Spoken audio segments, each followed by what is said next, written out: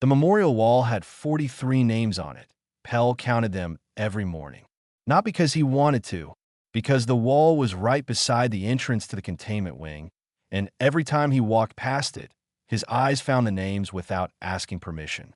43 researchers, guards, and technicians who had come to Sanctuary Station and never gone home. He was standing in front of it when the transport docked.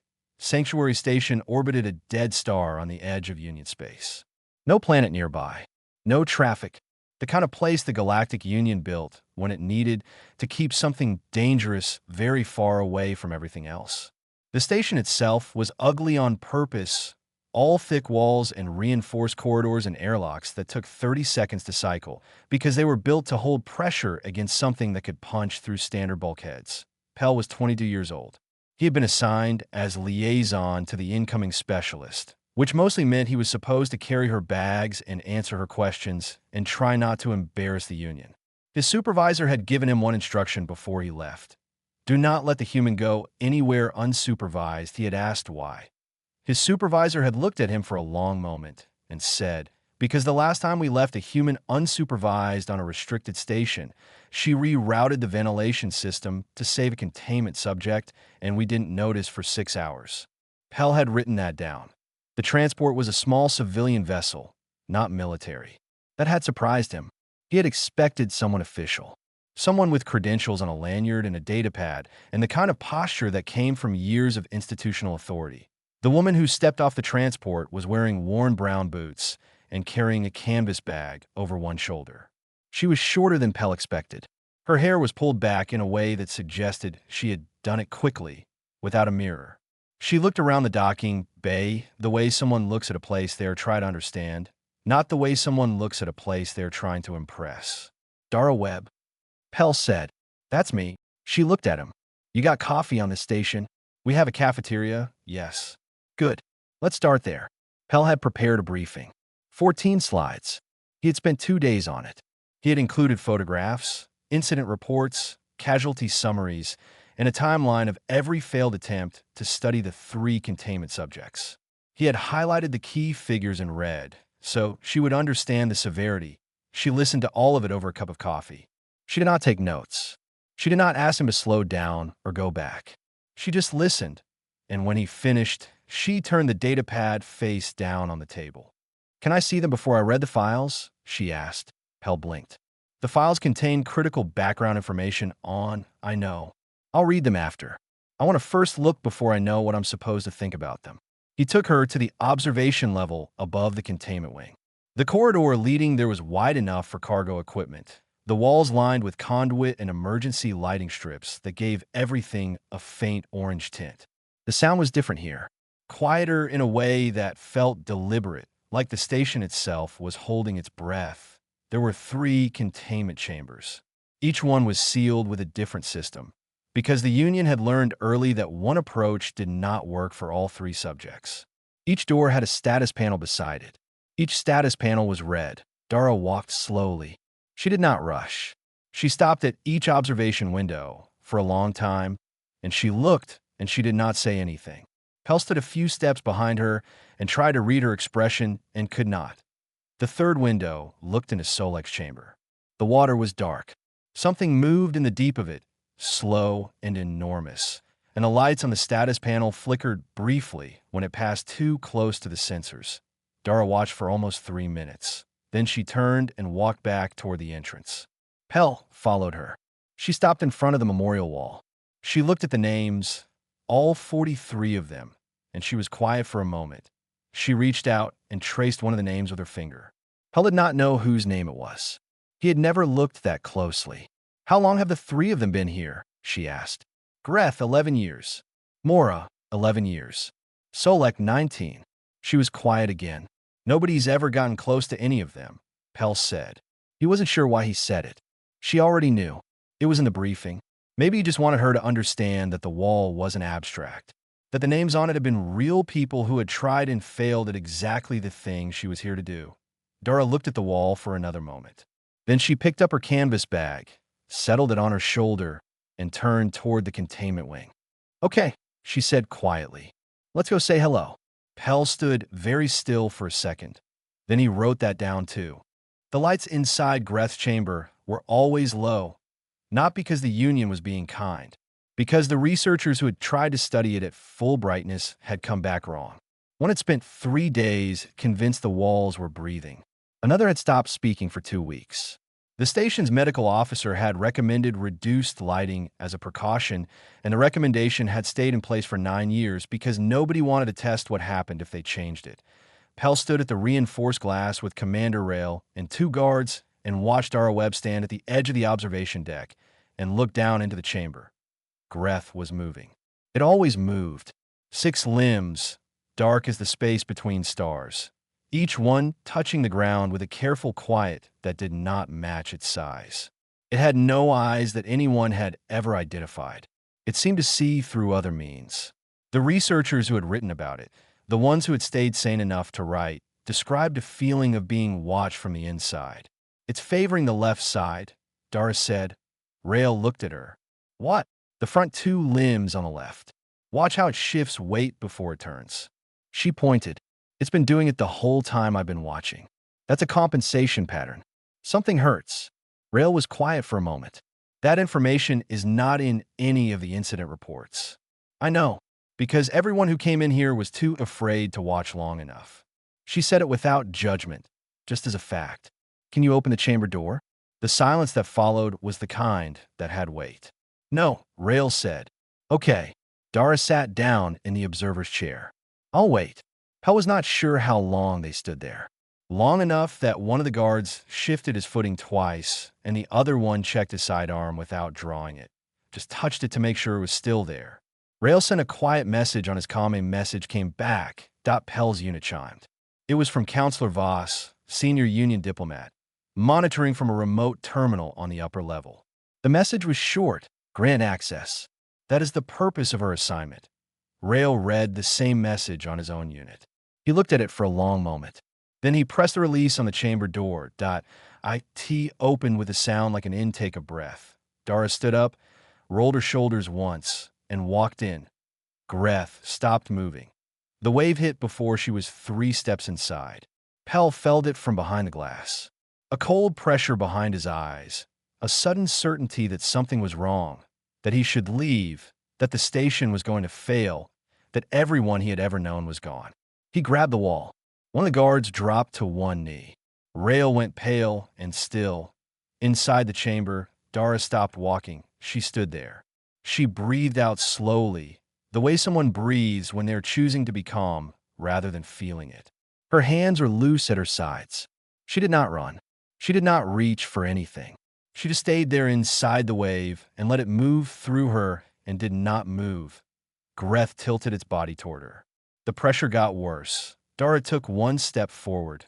The guard beside Pell said something under his breath in his native language. Pell did not speak it, but he understood the tone. She took another step. Slow. No aggression. No submission either. Just presence. Like she was moving through a field she knew and was being careful not to disturb it. Greth went still. Completely still. In 11 years, Pell had never seen a record of it going completely still. Dara crouched down. She lowered herself slowly until she was below Greth's center of mass. Smaller, less threatening. She rested one hand on the ground, palm up. She waited. The pressure faded. Not all at once. Gradually, like a storm passing, Greth moved forward.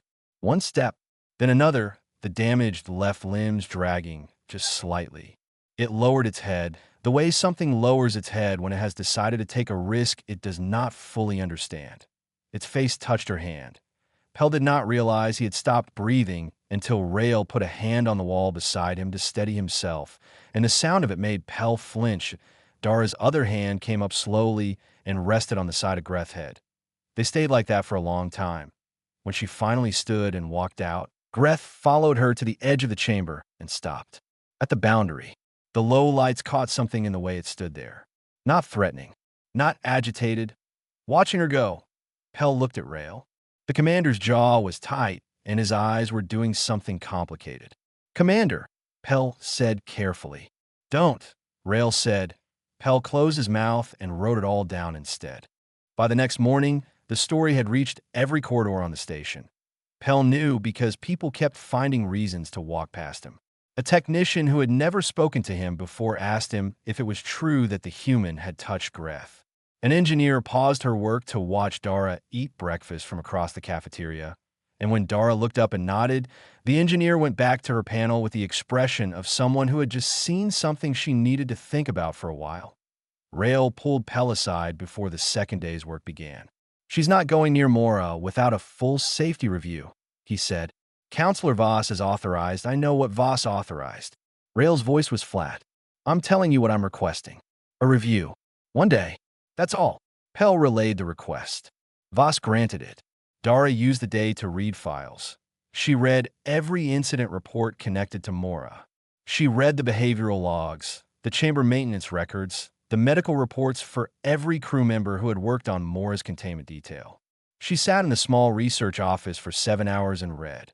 And when Pell came to check on her, she was surrounded by printed charts, and her coffee had gone cold twice. "The lighting," she said when she heard him come in. "What about it?" She pushed a chart across the table. "Mora's aggression peaks. Look at the timestamps.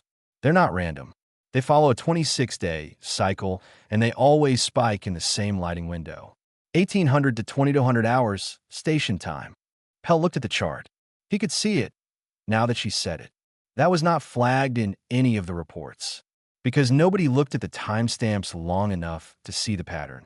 They were looking at the damage, not the schedule. She leaned back. Mora's homeworld has a seasonal cycle tied to light duration. This window matches a territorial threat period in her natural calendar. The station's artificial lighting is accidentally telling her, every 26 days, that it's the season when she needs to defend her ground. Pell stared at the chart for a moment. "We've been triggering it. For 11 years, yeah." He requested a lighting adjustment from the station engineers. They were skeptical. They made the change anyway, shifting the evening cycle by 90 minutes. Pell watched the containment feed from the monitoring room. Mora was pacing, enormous and red, her exoskeleton catching the light like hammered metal. She had destroyed the previous 2 chambers. The current one had been built with materials that cost more than a small starship. 40 minutes after the lighting change, Mora stopped pacing. She stood in the center of her chamber and was still.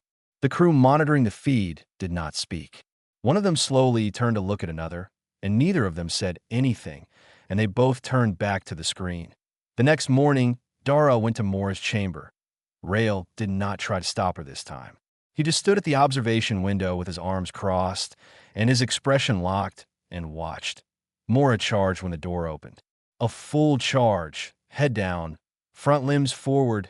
The sound of her impact against the barrier, she stopped herself at loud enough to vibrate the floor. She was 12 meters tall at the shoulder. The air moved when she stopped.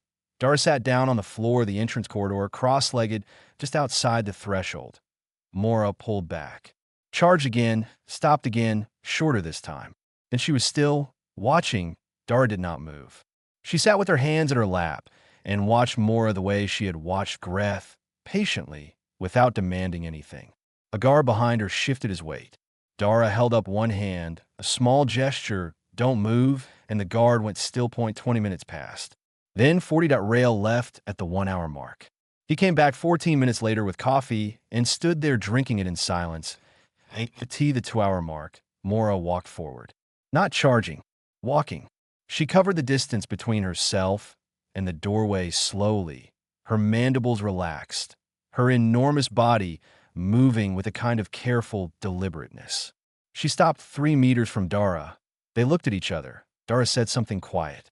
Pell was not close enough to hear the words. Mora's mandibles moved. Not aggression, something else. When Dara finally stood and stepped back from the threshold, Mora followed her to the chamber wall and pressed her face against the barrier where Dara stood on the other side. She stayed there as the door sealed. She was still there when Pell checked the feed an hour later down on the observation deck. Counselor Voss had come down in person for the first time. He was standing very still, looking at Mora through the glass.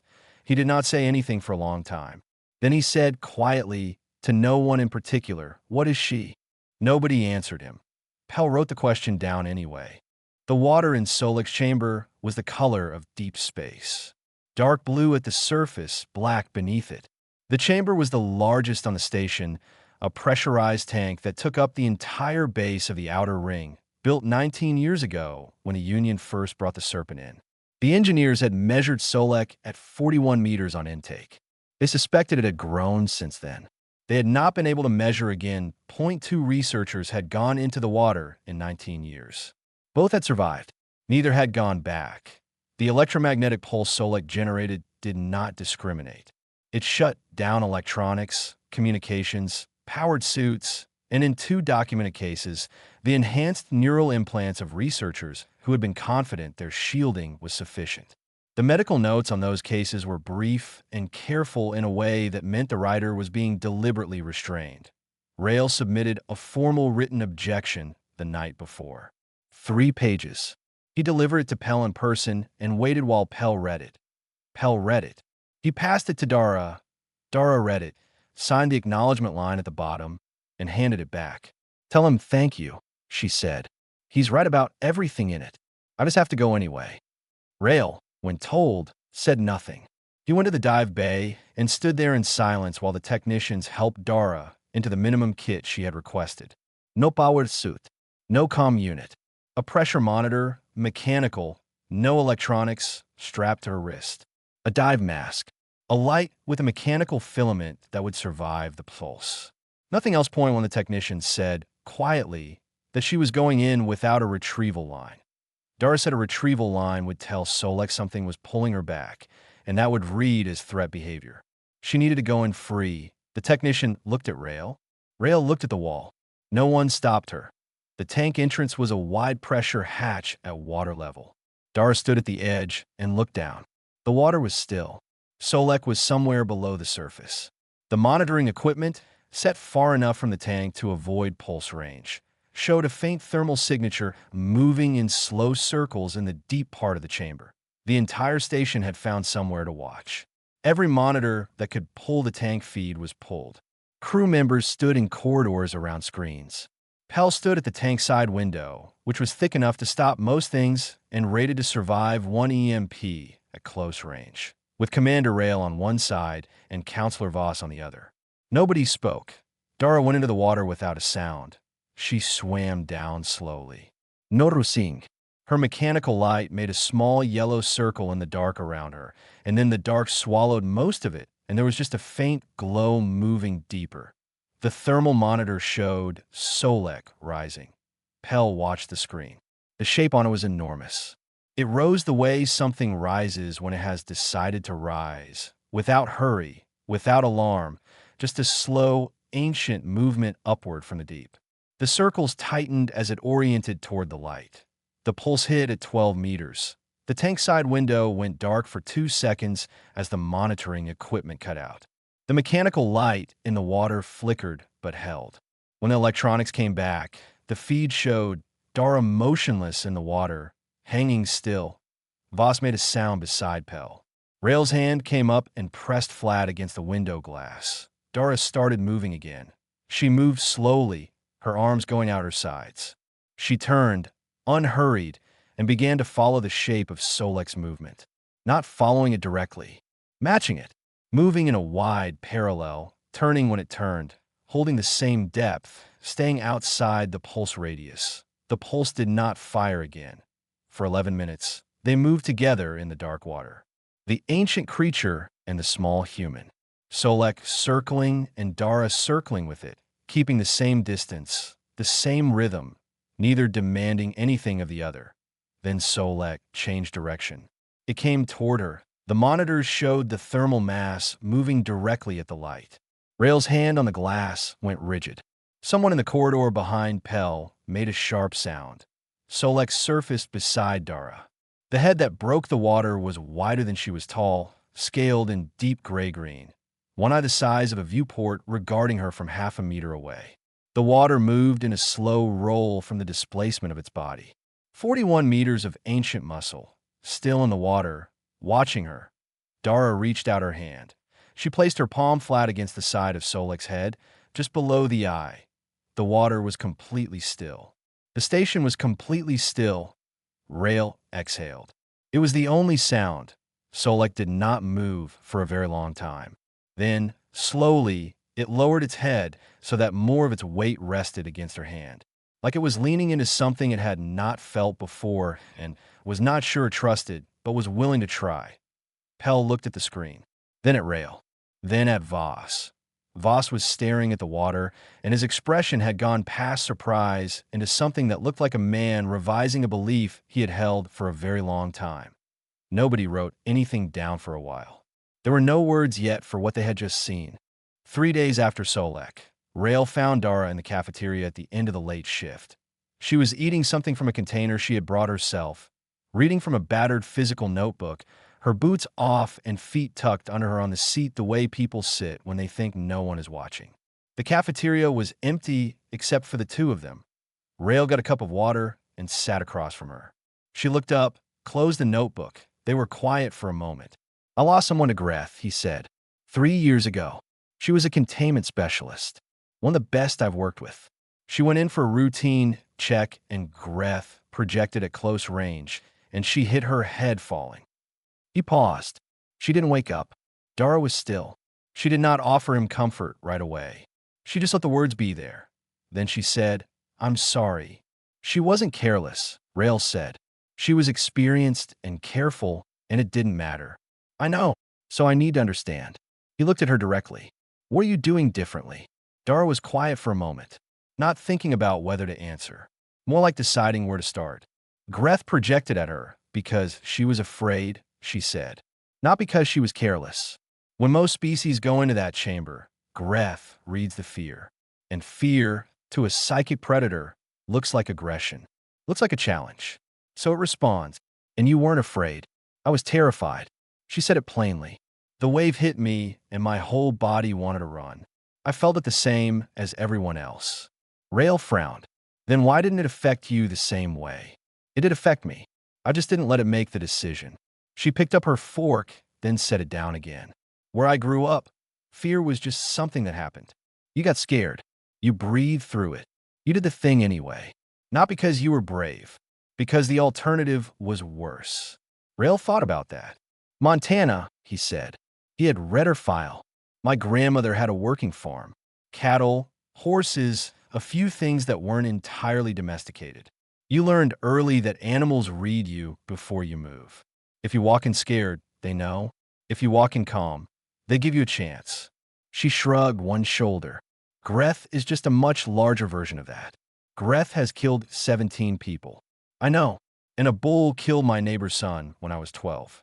She paused. That didn't make bulls evil. It made them dangerous, which is different. Rail sat with that for a while. The next morning, Voss requested a formal interview. He had a recorder running, a full union documentation kit set up in the small conference room. He sat across from Dara with his hands folded and asked her to describe her methodology in terms the science division could replicate. Dara talked for 20 minutes. She talked about observation before action, about looking for the individual pattern inside the general threat, about how Mora was not a killing machine. She was an animal responding to a broken environment, about how Solek had lived for a century, maybe more, and had never once been approached without weapons or fear, and how the simple act of moving without either of those things had been enough. Voss listened to all of it. Then he asked the question he had clearly been building toward. Why are humans able to do this? Dara looked genuinely unsure. She thought about it for a real moment. I don't think all of us can, she said. Or all of us would if we could. I think it's more that some of us grew up in places where the only options were learn to read dangerous things or get hurt by them. So we learned. Voss pressed her. But your species broadly. You came from a high-threat biosphere. Most species from high-threat worlds develop strong fear responses. Yours developed the ability to suppress them. We didn't suppress them. We learned to work alongside them. She paused. There's a difference. If you suppress fear, you go numb. If you work alongside it, you stay sharp. You're still reading everything. You're just not letting it drive. Pell, sitting against the wall transcribing the conversation, stopped typing. He looked up. Dara noticed. Go ahead, she said. Is that why the Union is afraid of humans? He asked. He hadn't meant to say it out loud. It had just come out. Dara looked at him. The question clearly landed somewhere real. She turned it over. I hadn't thought about it that way, she said slowly. Maybe. A species that doesn't run from dangerous things is hard to predict. She was quiet for a second. Does the Union fear us? Pell looked at Voss. Voss said nothing. He made a small motion with his hand that could have meant anything. Pell looked back at his transcription and kept typing. But he wrote the answer in his own notebook later, small, at the bottom of the page. Yes. And now they know why. The review board arrived on a Thursday.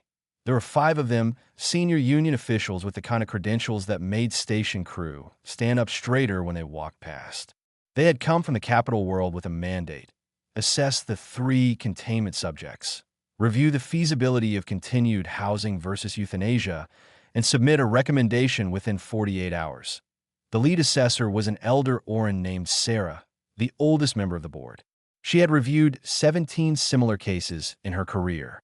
All 17 had ended in the same recommendation. She had not told anyone that before she arrived, but Pell could read it in the way she moved through the station. The settled certainty of someone who already knew the conclusion and was going through the steps. She asked to begin the review immediately. What she found was not what she had prepared for. It was 6 in the morning when they reached the containment wing. Dara was already there, doing her daily observation rounds. She did not do them because anyone had asked her to. She had started doing them on her own after the 3rd day, moving through each chamber in the same order, the same unhurried pace, pausing at each one. The board watched from the corridor. Greth's chamber was first. When Dara stepped to the door, the shadow beast shifted. Not an aggression. It moved toward the sound of her footsteps, a low shimmer running through its body that the station crew had started calling the soft light. It had not been in any of the behavioral records before Dara arrived. It had no name yet in any official documentation. The crew had named it themselves. Sarah stopped walking.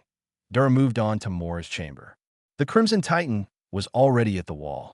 She went there every morning before Dara arrived, as if she could sense the schedule. When Dara appeared in the corridor, Mora pressed her face against the barrier, and her mandibles moved in the way that the crew had learned meant something different from aggression.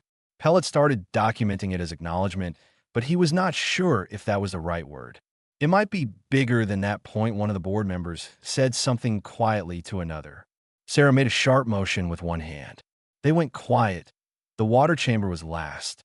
Solex surfaced before Dara reached the tank observation level. It surfaced and stayed at the top of the water, which it had never done before Dara. The crew had stopped logging it as an anomaly and started logging it as a behavior, which was a small but significant shift in how they thought about what they were seeing. Dara stood at the tank glass. Solek's massive head moved along the other side of it, following her. Slow, deliberate. The board stood very still. Sarah turned to Rail. Who authorized this level of access? Rail looked at the observation window for a moment. Then he said she walked in. Sarah looked at him. Explain that. I mean it literally, Rail said. We opened the doors. She walked in. They responded. He paused. I've been on this station for 7 years. I watched 2 good people die because of what's in these chambers. I wrote the objection myself, for the record, before she went into the water. He looked at Sarah, and I still don't have a better explanation than she walked in. The board convened in the conference room for 4 hours.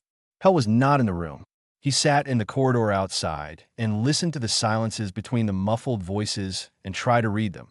When Sarah came out, she walked to the observation window at the end of the corridor. She stood there looking down at the containment wing for a long time. Then she turned and found Dara, who was sitting nearby, finishing her field notes. You're being offered the position of lead researcher for all 3 subjects, Sarah said. Indefinite posting. Full union resources.